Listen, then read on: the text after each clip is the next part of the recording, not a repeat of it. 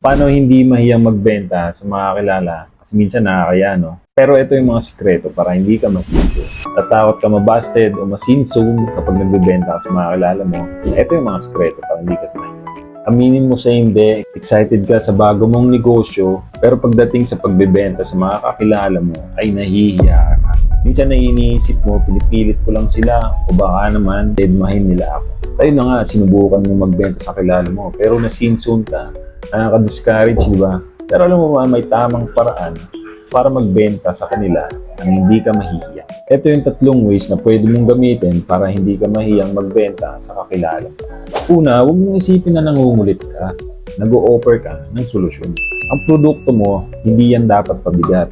Ito dapat ay sagot sa pangangailangan nila. Lalo na kung quality, galing pa sa ProPrints. Tandaan mo, opportunity ang ino-offer mo, hindi abala.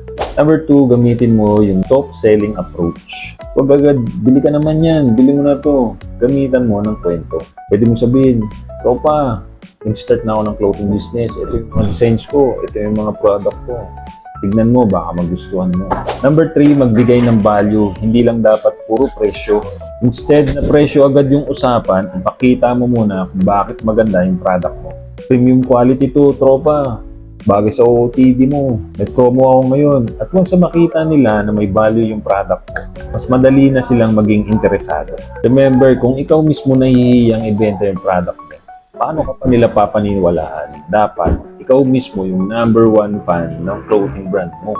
Lagi mo lang isipin, kapro-feeds, hindi ka dapat namimilit, nag-o-offer ka ng magandang product na pwede nilang magamit o ipangregalo. Starting today, huwag ka mayang ibenta yung sarili mong product sa mga kakilala mo.